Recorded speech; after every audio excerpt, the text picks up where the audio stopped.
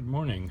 In the background, I don't know if you can hear it, but we have the green line being constructed.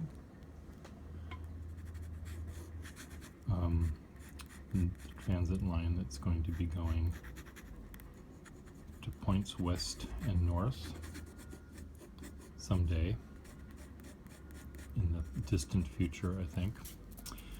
What I'm doing right now is testing out a holder for my iPhone here as I take a close-up of various pen nibs. So I'm trying to see if this will in fact work for me.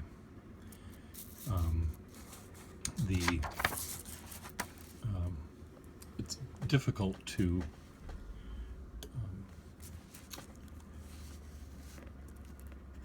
use this pen because right now the camera is in between the paper and my eyeball, so I'm looking at the screen and writing rather than looking at the actual paper. This is one of my, quote, frankenpens I've made, where the nib came from a 1880s era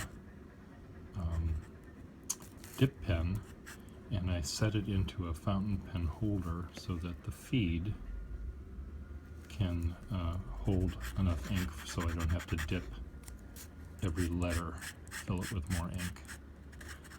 And this one works very, very well. As you can see, it puts out a moppy load of ink.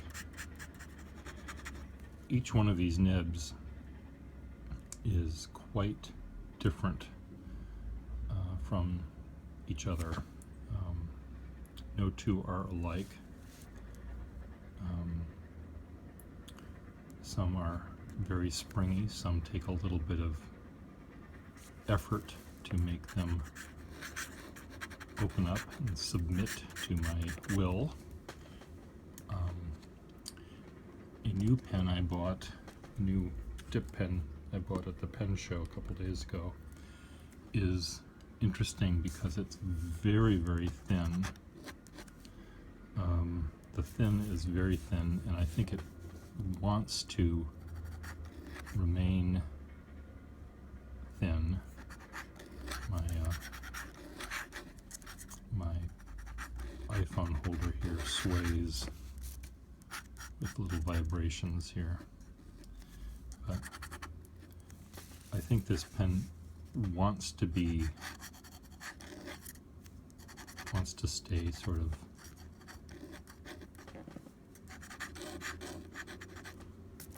just get a blank area here. This one sort of wants to be in this range, and I don't think it can really do better than that. The pen I was showing you before, this one, you can see how much wider this one can be. It's rather deceptive looking at the magnification, because I think I'm actually can make the pen do more if I look directly at the paper rather than at the image on the iPhone here. The reason I have so many pens, as you all know, is they all write so very, very differently. And I love the variation. Here's another very springy springy dip pen nib from the 1880s. This one doesn't require a lot of effort to have it submit and splay, and you really have to be almost careful with this pen, because if you assumed it was going to be like the one I was just using, you might press down too hard and it'll open up really, really far, and you might actually damage the pen by pressing down too much. This one, because it's so soft, so so much of a wet noodle, as people call these pens. If you didn't know how wet it was, you might press down too hard.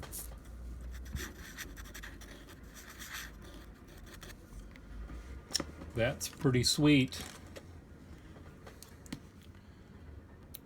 Here's one old nib I had that as you can see, it has been bent. A little crease sort of halfway up the nib, but it still works. It just has a fencing scar on its face there. There was a time when Germans in the military, they weren't considered complete until they had a fencing scar on their face. Those crazy Germans. I just showed you that pen. Let's see what this one does. Got a few more to show you while I'm here. Another thing is, it takes me a while to figure out where the pen is supposed to be when it's magnified and I can't actually see the pen. This nib is rather boring. It starts sort of wide and doesn't really get wider, but it's a pen that I think I can actually draw with, not so much write with, because I can sort of push it around in all sorts of different directions, so it may be a better pen to draw with. This one, what does this one do?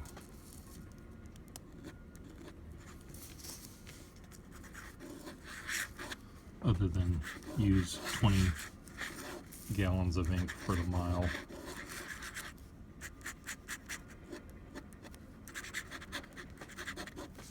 See if I can find a particular nib here.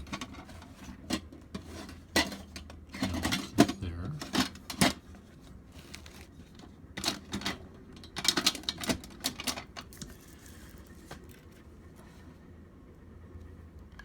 This nib took me a long time to put in a pen because I felt it was really too weak, too flexible, and it goes from 0 to 10 really easily. It's almost like you're afraid to use it because you're afraid that you're going to break it. It really feels fragile. And a pen like this, I wouldn't want to use on a large envelope, but I could use this nib if I'm doing something very small. If I had to write on a very small place card, I would use this pen, and I'd be able to get the thick and thin lines. Be able to write your name. Let's say your name is Robert.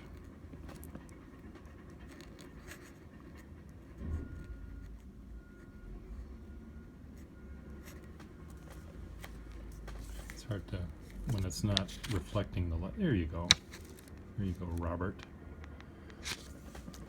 And this distance right here is quite small. Let me show you how small it is. Hold on.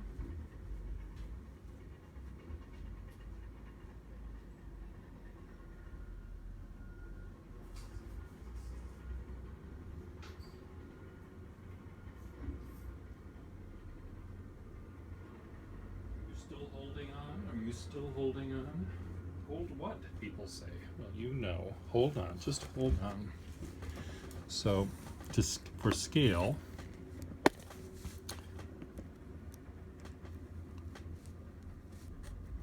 there you go. There's Abe Lincoln. And so within the diameter of a penny, you can write the name Robert. Now, could probably even write it smaller than that. Let's see here.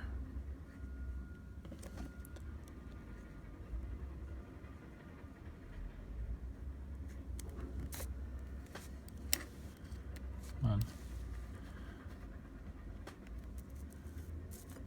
There we go. That's even smaller. Oops, and that's smearing.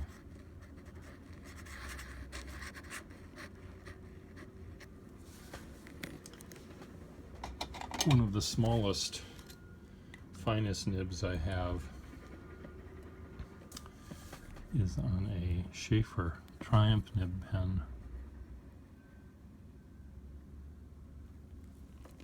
Robert. And that is about the size of the word liberty. Let's see if I can write liberty. You know, it would help if I aimed the camera or aimed my pen.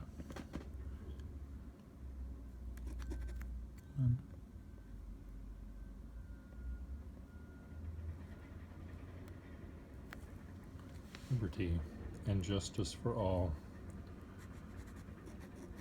For most. Liberty and justice for most. They should change our, whatever that is, Pledge of Allegiance to be more accurate.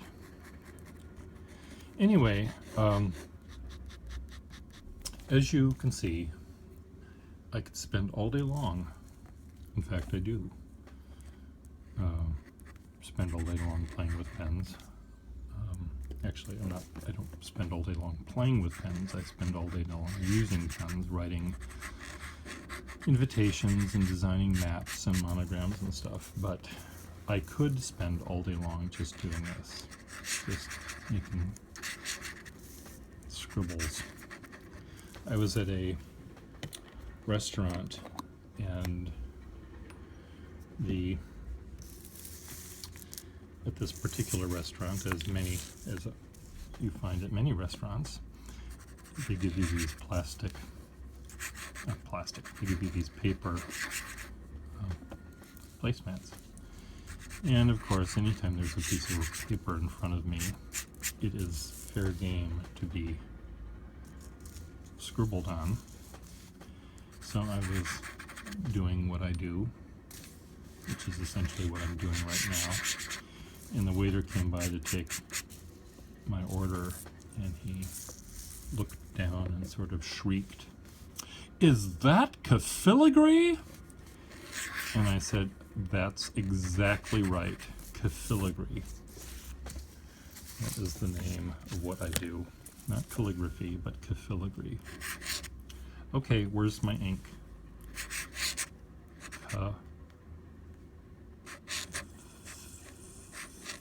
Filigree. It's hard, again, I'm not looking at my pen, I'm looking at the screen, and it's magnified, so my pen is not functioning correctly. So I'm not even going to try to spell it for you, but filigree, a new word for what I do. The fact that this is happening is not supposed to, but the bottom of the feed is hitting the page.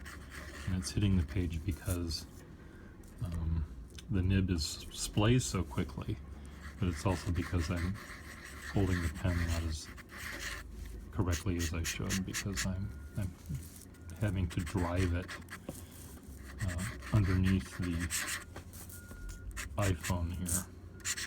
So if I held it more accurately, it would bump into the iPhone. So anyway, where's the piece that I can actually write on? The end.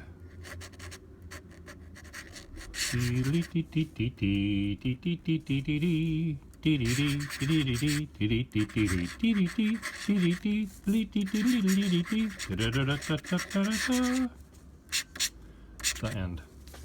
Bye.